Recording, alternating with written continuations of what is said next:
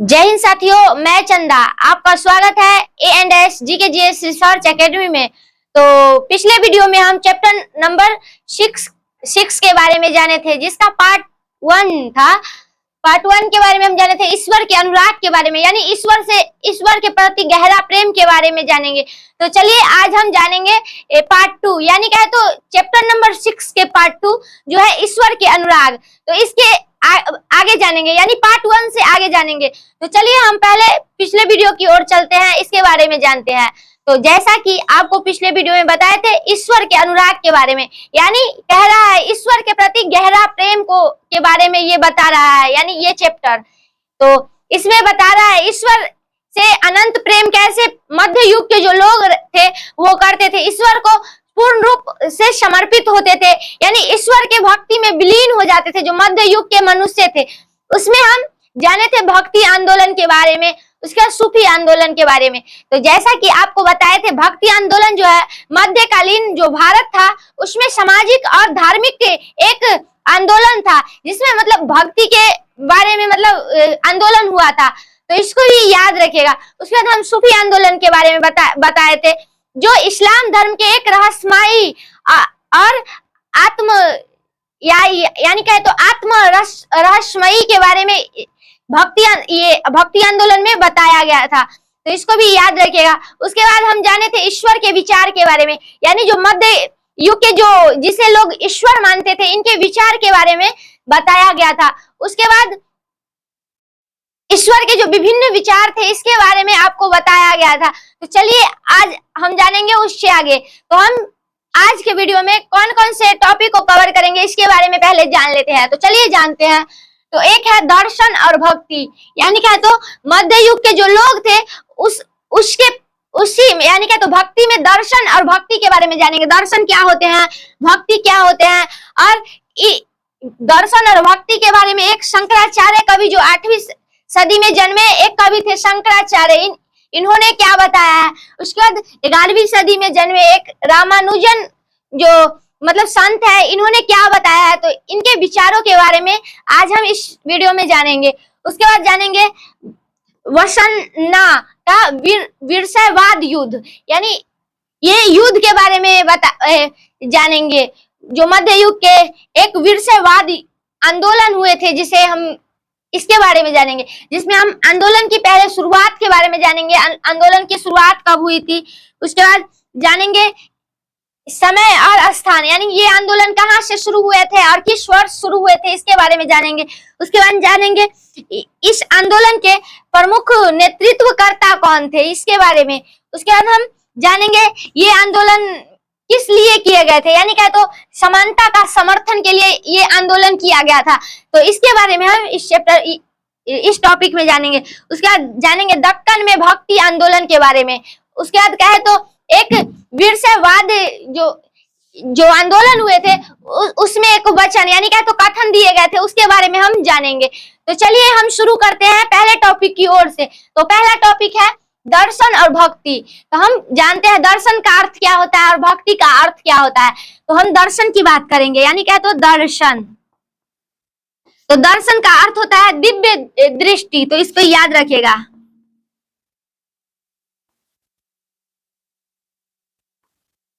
यानी क्या तो दर्शन बता रहा है। तो देखे होंगे मंदिरों में भगवान की दिव्य दृष्टि को दिखाई जाती है, यानी जो श्रद्धालु होते हैं वो दर्शन के लिए मतलब मंदिरों में जाते हैं और वहां पर भगवान की दिव्य दृष्टि यानी क्या तो अति सुंदर रूप मनुष्य देखते हैं। तो वही बताया गया है, दर्शन का अर्थ दिव्य दृष्टि होता है। वही हम भक्ति की बात करेंगे। भक्ति की बात करेंगे तो ईश्वर के प्रति समर्पित, यानी क्या है तो ईश्वर के प्रति समर्पित।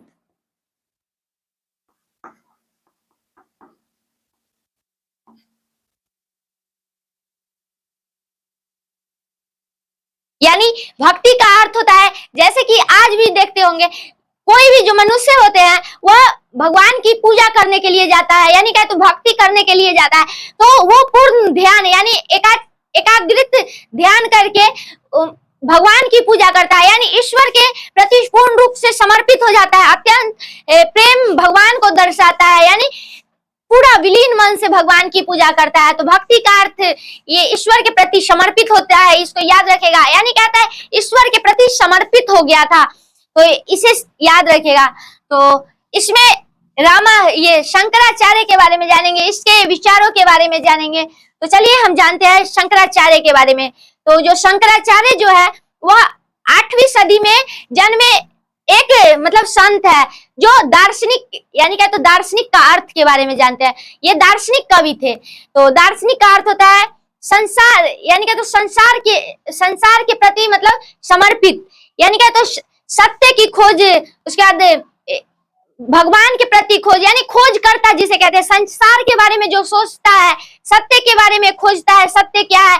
तो ये जो शंकराचार्य है वह दार्शनिक कवि है, तो इसको याद रखेगा। जो भक्ति के, इन्हें भक्ति संत भी कहते हैं, यानी भगवान के प्रति इन्होंने मतलब वाक्य खोजते थे। यानी क्या, तो समाज में ये देखते थे जो मनुष्य होते हैं वह ईश्वर के प्रति कैसे लगाव इनका होता था, इसके बारे में जानते थे। तो इसको याद रखिएगा। तो हम इनके अनुसार बात करेंगे, यानी शंकराचार्य के अनुसार की बात करेंगे। तो ये बताए हैं कि जीवात्मा और परमात्मा एक है, जो परम सत्य है। यानी क्या, तो जीवात्मा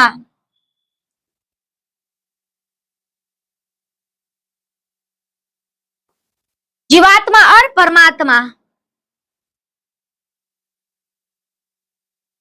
यानी क्या है, तो जीवात्मा यानी मनुष्य के जो अंदर जो मतलब आत्मा होती है, और जो परमात्मा होते हैं वह परम सत्य है। यानी क्या है, तो ये एक जीवात्मा हो गया और ये एक परमात्मा हो गया, तो दोनों एक है। शंकराचार्य ने ऐसा बताया है, तो इसको याद रखिएगा। जो परम सत्य है इनके अनुसार बताया गया है।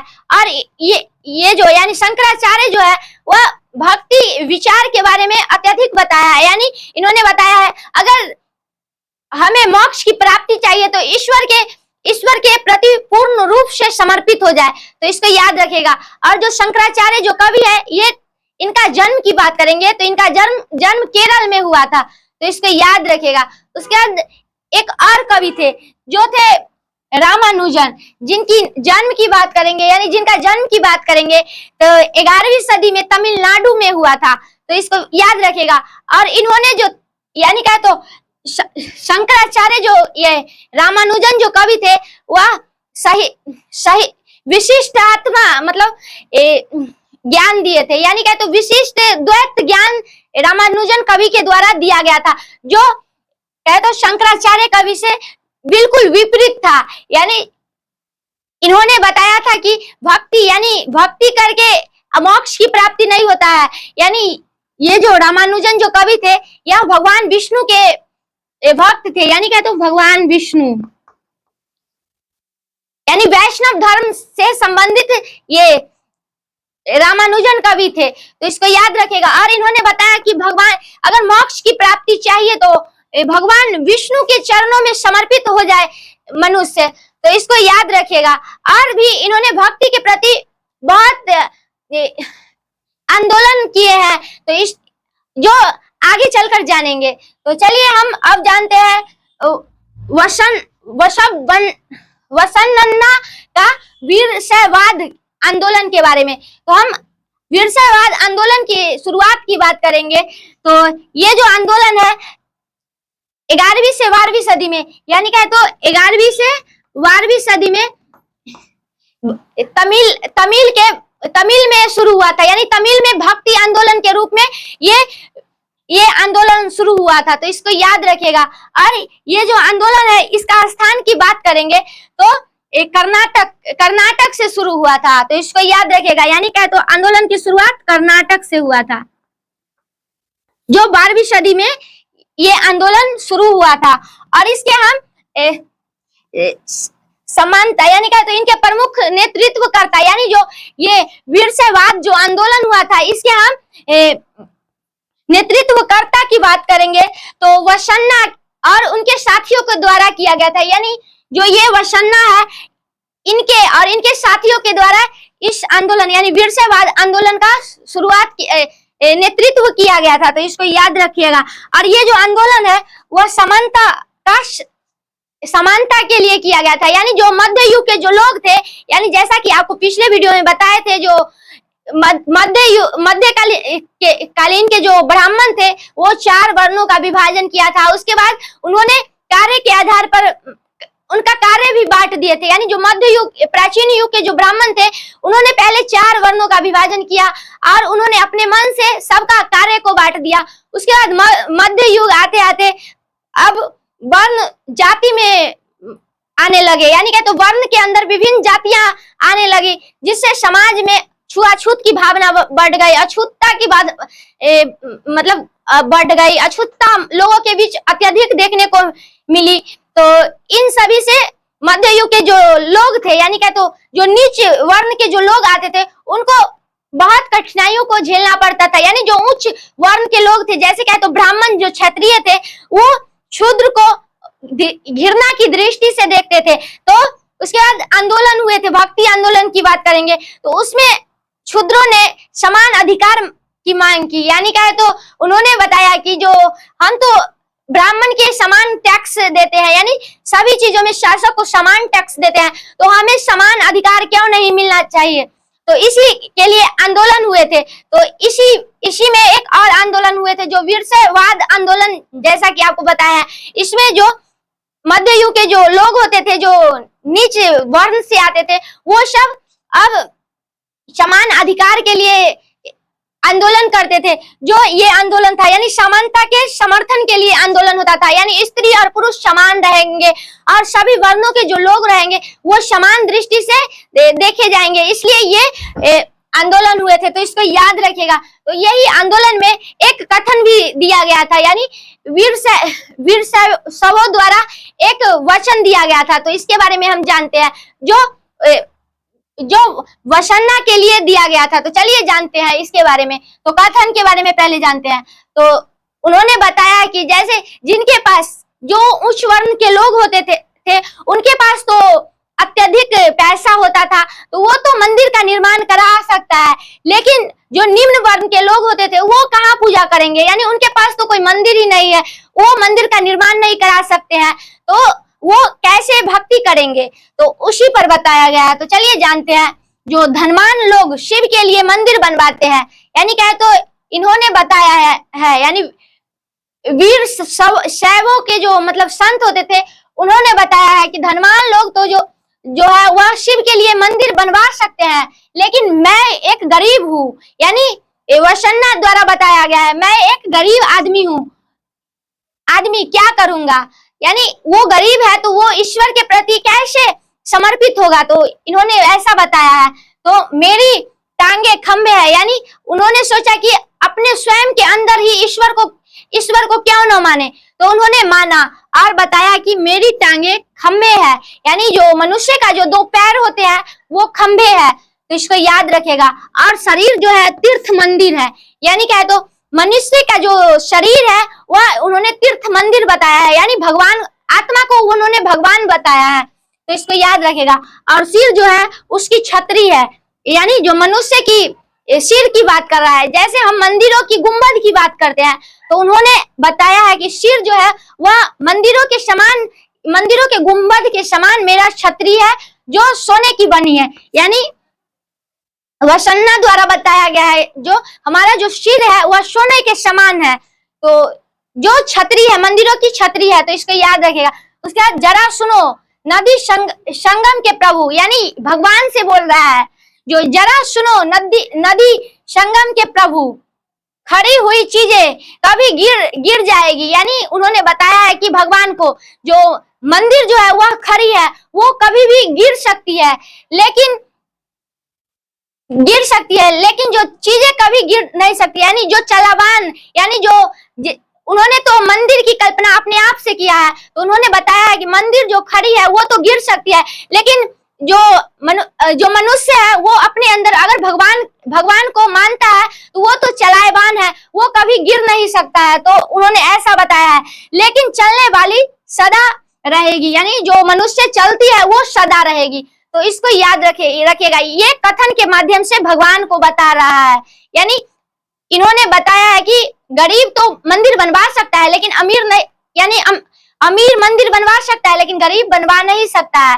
तो इसलिए मध्य युग के जो मनुष्य थे वो अपने अंदर ही भगवान को मानते थे, तो इसको याद रखेगा। उसके बाद हम आगे चलते हैं दक्कन में भक्ति आंदोलन के बारे में। यानी क्या, तो दक्कन बता रहे हैं, यानी दक्षिण पश्चिम के इलाके की बात कर रहा है, यानी कहे तो महाराष्ट्र की बात कर रहा है, महाराष्ट्र। उसके बाद तेलंगाना,